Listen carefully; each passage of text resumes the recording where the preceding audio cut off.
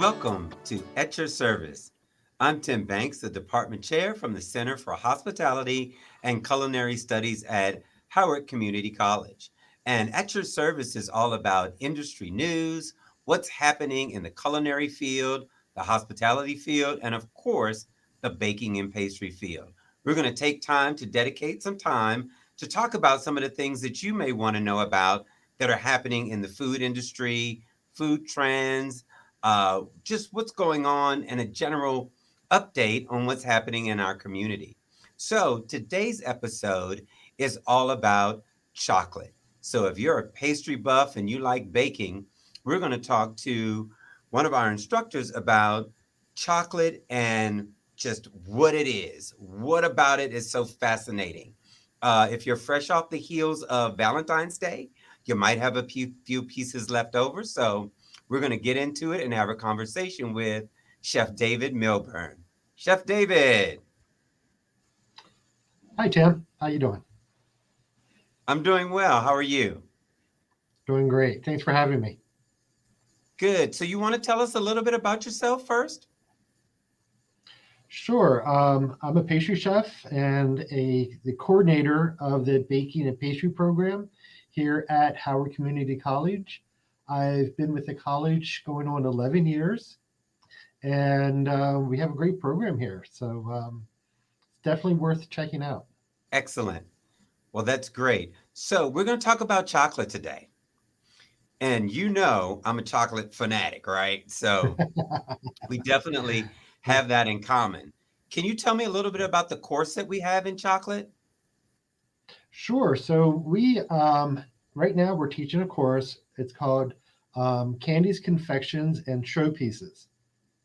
And in that class, we're going to learn everything there is about chocolate. We're going to make chocolate candies, truffles. We're going to make chocolate marshmallows. We're going to dip candies in chocolate. And then we're going to go into the showpieces part where I'm going to teach people how to sculpt in chocolate. A chocolate showpiece would be used for, say, a buffet or for a grand event, a wedding, something like that. You might have a chocolate sculpture. So we're going to be doing chocolate sculptures in this class. Looking forward to it. It's one of my favorite classes to teach. Chocolate is a great medium to work with. What specialized tools do you need when you're preparing chocolate? So it all depends on what you want to do. If you're going to make something like, say, truffles or something like that, you don't really need a whole lot of special equipment. Just a double boiler to melt the chocolate and to make the recipe. And then if you want to temper the chocolate, you can certainly do that with a double boiler also. Maybe a dipping fork to dip the chocolates, but for something like a truffle, you don't really need special equipment. Now, once you start getting into showpieces, then you're going to need some specialty molds, things like that. Maybe a chocolate tempering machine would be handy. So it depends. If you're just getting started, you really don't need a whole lot. But if you're going on the professional line, you're going to need some additional tools, definitely. Sounds good. So tell me about chocolate bloom. I hear people talk about that, and we see it when we physically look at chocolate, when it looks kind of ashen or gray. What exactly Hmm. is that? Yes, so chocolate does this thing, it's called bloom, and there's two different types of bloom. It gets this kind of white, hazy, like you said, ashy kind of texture to the chocolate. And there's nothing wrong with the chocolate. You can still eat it.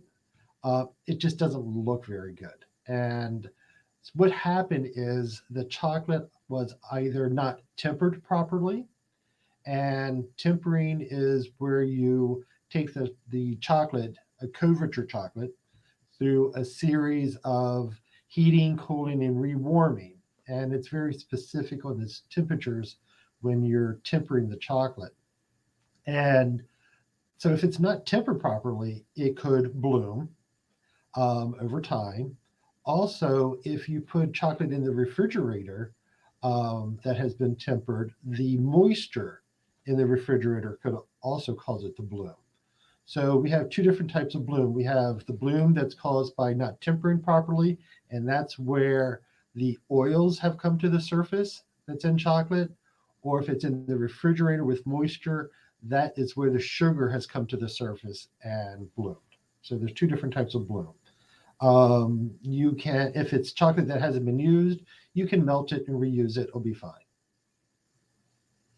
So if you mentioned tempering chocolate.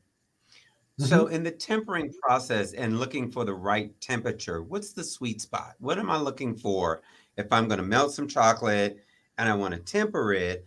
And what Hmm. is the goal of tempering all about? Okay, so tempering chocolate. So tempering chocolate is where we're going to take it through this sort of, I'm talking about a little roller coaster ride of temperatures.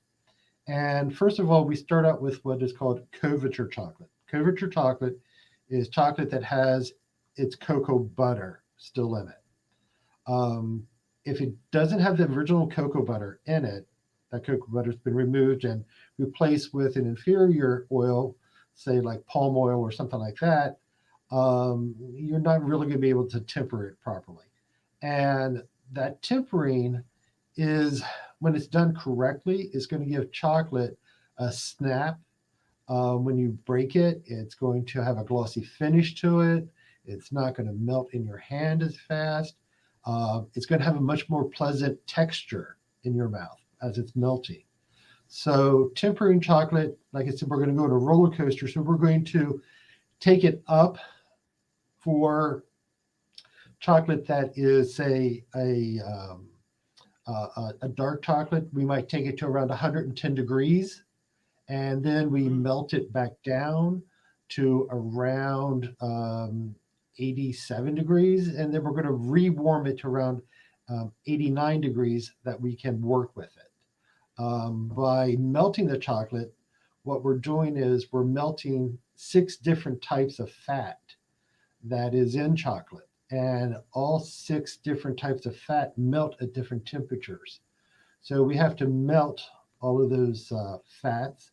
And as we're um, melting it and rewarming it and cooling it, we're agitating, we're stirring the whole time. And what this is going to,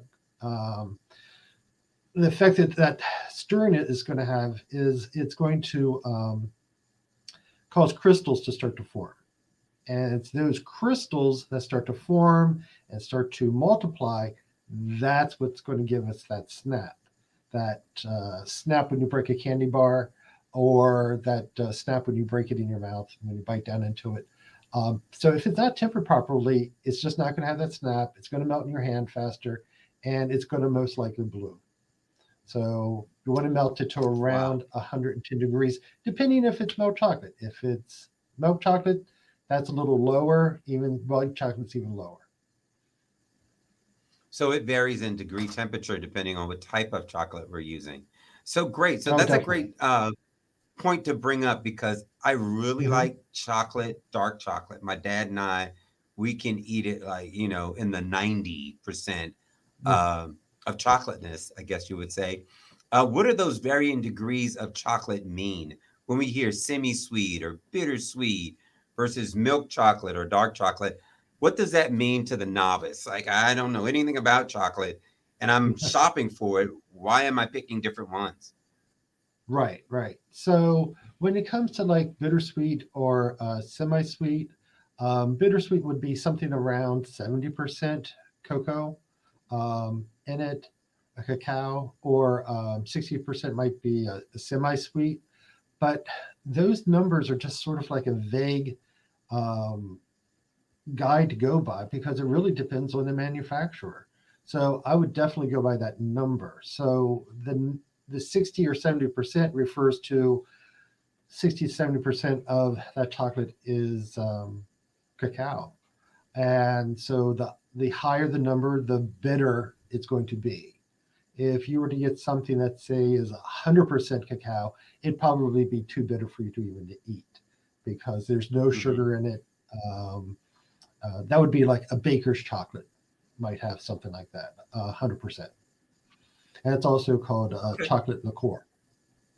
Chocolate liqueur. Mhm. Okay, so it's another term for Mhm. me to remember. Chocolate liqueur.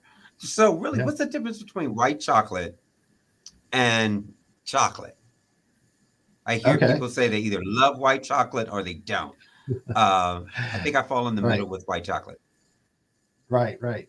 So white chocolate, some people say technically is not chocolate because it does not have Mm, any of the cacao in it.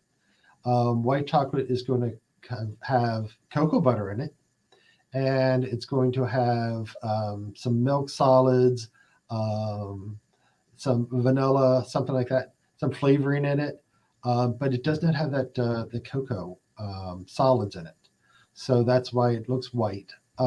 If you're in a grocery store, you're probably going to have a hard time finding something that says white chocolate. If you're in the grocery aisle, it's probably going to say like uh, white morsels or something like that, because technically it's not chocolate because it doesn't have the cocoa solids in it. Now, with white chocolate, I can still temper it if it's a couverture chocolate, meaning it has its original cocoa butter in it. I can mhm. still temper it. I can still make candies with it. I can still flavor it. I can do some wonderful things with white chocolate. Um, but yeah, that's mainly the difference between regular chocolate and white chocolate is the cocoa solids. Wow, that's awesome to know. I'm learning. So I've seen this before with my mother making chocolate frosting, and it turned Hmm. into a lump of just like a rock. I Hmm. don't know what she did, but I'm sure she wasn't using Couverture chocolate. She was probably using Right. chocolate chips or something she got out of the grocery store. But it Uh-huh. just didn't perform the way she wanted to, and it really got hard and seized up. What makes that happen, and how can we prevent Oh, that? Is there something we can okay. do to So undo that? sure. So chocolate is an oil-based product, and oil and water do not mix. So Mhm. if you're melting the chocolate over a double boiler, you have to be very careful not to get any water or even steam into the chocolate. That will cause the chocolate to want to seize up, which means it gets to the point where you can't even stir it. And no matter Mhm. how much heat you add to it, it's just not going to melt properly. You might be able to stir in some vegetable oil. That might loosen it up. You could stir it in vigorously and then um, from there, set it aside, see if you can melt it again later. But yeah, you want to try to avoid water getting in there at all costs because there's a good possibility you won't be able to use it like you wanted to. Like if I was going to make, say, a candy or something like that, I couldn't use chocolate that's been seized. Now, with that being said, it's still usable. I could possibly chop it up and put it in chocolate chip cookies. I could put it into a liquid that, like say for chocolate ice cream, I could do that. I can melt it in with the cream. That's not a problem. But as far as getting it to melt for a candy, it's very likely you're going to be able to get it to melt again. So definitely avoid steam, avoid water getting into that chocolate. So I'm gonna definitely need a plan. If my chocolate seasons up, I'm gonna have to make some ice cream or some cookies or something else. Yeah. So that's good to know that we Yeah. can save it and not Hmm. totally throw all our money out the window by Right. replacing it, so it does have a second life. Well, Right. that's Right. great to know. Now, tell me, if I'm a chocoholic, is it good Hmm. for me? Am I eating chocolate in vain? I hope that it's bringing something positive to my life other than tasting good. Yeah, is chocolate good for you at all? Um, so chocolate, chocolate can make you feel better. You know, chocolate puts a smile on everyone's face. So it does have a little cholesterol in it, but it's really not that much. It might be the same as a shot of espresso, but you'd have to eat quite a bit of chocolate to get any type of an effect from the um, caffeine that's in chocolate Mm, and the so that's a caffeine. There's some cholesterol in chocolate. Again, you'd have to eat quite a bit before it does any damage. as far as chocolate being bad for you, um, the higher the chocolate, the less sugar that's in it. So that's, There you go. take that in consideration, your sugar intake. So higher chocolate percentages is going to be a little healthier for you than, say, a semi-sweet chocolate. Right. So less calorie intake. Good. Right. Excellent. So now that I'm going to go buy all this chocolate and get to work in the Mhm. kitchen and have some fun with Mhm. it, how should I store it? What's the best way to keep this chocolate, my investment, intact? Right, right. So chocolate can be very finicky. Like we already said, it doesn't like moisture. So once your package is open, make sure that package is sealed extremely well, that no moisture is going to get in there. Even if moisture just gets into the package and settles on the product, you can have trouble melting it. That could cause you problems. Mm, So make sure it's sealed, no moisture gets to it. Keep it in a dark place, dark, cool place. I would not suggest storing it in the refrigerator. If you have a room that's around 65 degrees, that's ideal. okay. Keep it on lower shelves. The higher shelves, it's going to be hotter in the room. Make sure you don't store it near your oven or anything like that. That can cause the chocolate to not last as long, really. So you want to keep it around that 65 degrees if you can. Sounds good. So that you're saying keep it in the bedroom where I keep the fan on and keep it nice and cool to sleep. I just keep my chocolate there. So, Hey, if that's where you want to keep it, go ahead. so no, that's great. It's good to have some ways to store chocolate. Now we hear Yeah. about different chocolate things like ganache and truffle and all these words associated Mhm. with chocolate. What is chocolate ganache? Chocolate ganache. Chocolate ganache is wonderful. The simplest chocolate ganache that there is just chocolate and heavy cream. The Mm, amount of chocolate to cream ratio depends on what you want to do with it. I can go to a like a 50% chocolate, 50% heavy cream, and I would bring my cream up to just almost to a boil, and then pour it over chocolate that's been chopped up small. Let it set for about a minute. That will melt the chocolate, and then I could stir it till it all comes together. You don't see any streaks in it, and that is hmm chocolate ganache. Now, if I wanted to add more cream, I could add enough cream to it that I could actually whip it to have chocolate whipped cream. Okay, that could mm, happen. Um, but with that ganache, I can do so many wonderful things. I can take, say, coffee, and when the cream has boiled, put coffee into it and steep coffee, and then strain it out, and then add that to the chocolate. Now I have coffee flavored ganache. I could steep oh tea yeah. bags. I could steep Earl Grey, chai tea, all kinds of wonderful flavors into the cream.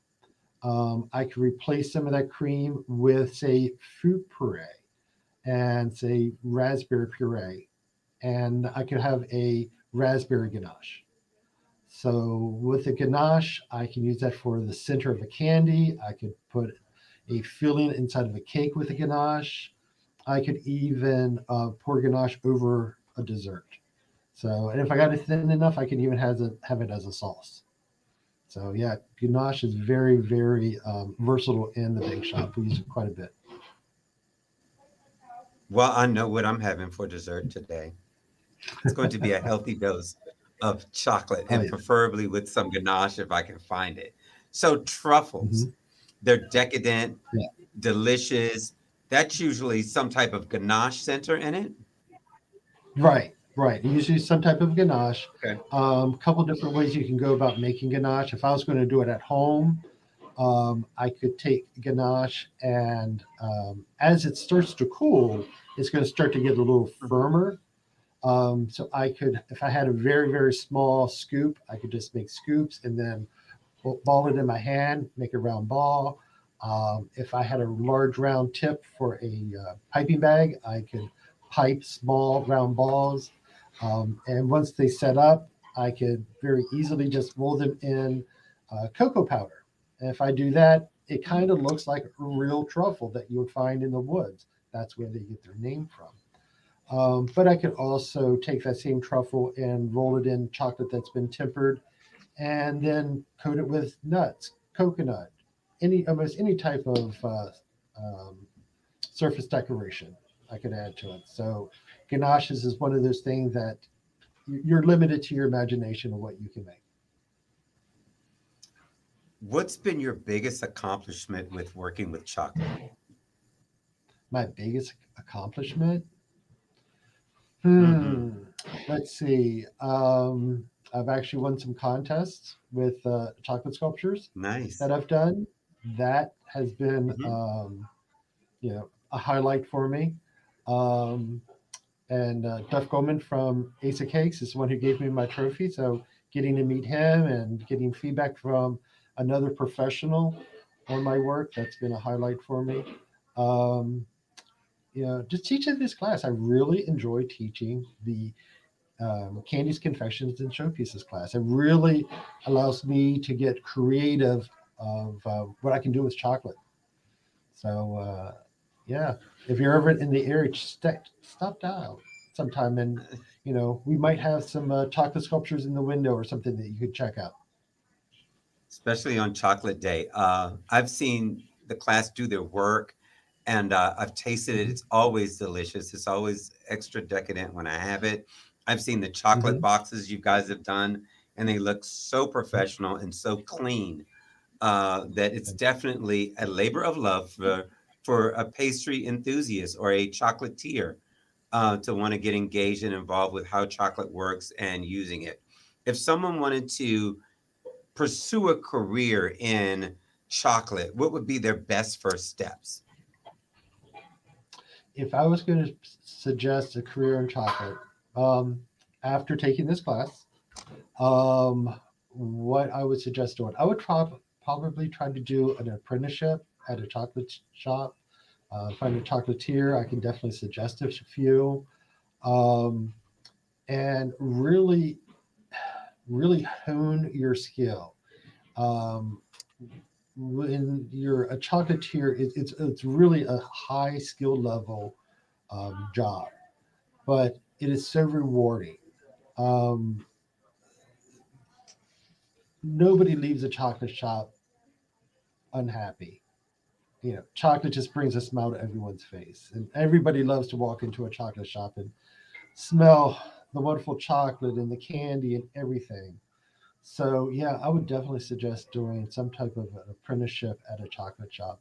Um, you know, Maybe do even more than one apprentice. Go to one chocolate shop, do an apprentice there, then go to another one, because every chef is going to do something a little bit different.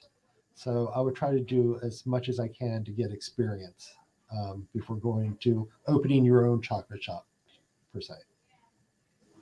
But it definitely can Right. be That done. that's the best way sometimes is to really shadow a professional, Oh get yeah. to learn the tricks of the trade, see what they're Hmm. working with, see what their outcomes are, learn Yeah. additionally as you continue to grow. That school is great. Mhm. It's really a stepping stone for a career move, and it should be leading you into a career where you're continuing to learn. I learn things every day. I've been a chef for many years now, and I still continue to improve my knowledge base by learning from other chefs. And it's just great to be around them and see what's going on in their kitchens. Well, Chef David, any best practices you have for us to wrap up with? Best practices. Go out there and just try chocolate. Go to different chocolate shops. Try what they have. Support your chocolatier. They need the love right now. And um, even if you want to go in and buy a couple pieces, you don't have to buy a big box. Just treat yourself and get a couple pieces of chocolate and savor the chocolate. Let it melt in your mouth. Taste all the different wonderful flavors it has. If you ever get a chance, do a chocolate tasting if you're able to. Um, like, find out what a single origin chocolate is and see how it's different compared to, say, you know, chocolate you would buy at the grocery store. Okay, it's going to be much different.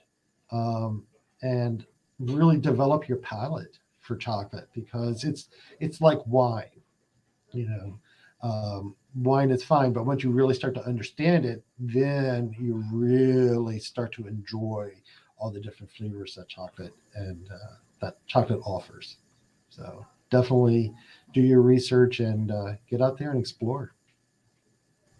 That sounds like a great activity. Could you imagine a Friday night, get a couple friends together, everybody brings some different chocolate and just sit around and taste it? Amazing. Ah, And it pairs mhm, with yeah, things, right? So you can pair chocolate with so many different things, whether it's fruit or oh yeah, bread or cake or even savory, right? I've had a chocolate rubbed ribeye with cocoa mhm, nibs and coffee grinds and all kinds of stuff on yeah, it that just blew the flavor out of the water. I was so surprised with how good chocolate can taste in a savory dish as well, and not oh just yeah, as a sweet, but in oh other yeah, dishes as well. So I think this has been a yeah, great conversation. I have a wonderful time visiting with you, Chef David, and I appreciate you coming on to At Your Service, where mhm, we're going to do this again and we'll meet okay, and talk to some other special guests that are going to come in and share their knowledge about culinary and hospitality and what we're doing here in the Center for Hospitality and Culinary Studies. So I really appreciate you taking out the time to spend some time with yeah, me and talk about one of my favorite things, chocolate. And I actually have chocolate right here. yeah, It's a milk chocolate. I'm going to indulge in this because I can't talk about it without wanting to eat in it. So I'm going to definitely take a taste of the chocolate and savor the moment with a cup of coffee and just unwind for the rest of the afternoon while I'm working. So yeah. be sure to join us again for At Your Service.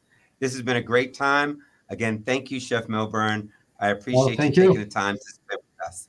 Okay, thanks a lot. Have a great day. Okay, bye bye. So, thank you all for joining us at Your Service. And our next episode, we'll be exploring some more food and hospitality news to bring to you right from the Center for Hospitality and Culinary Studies.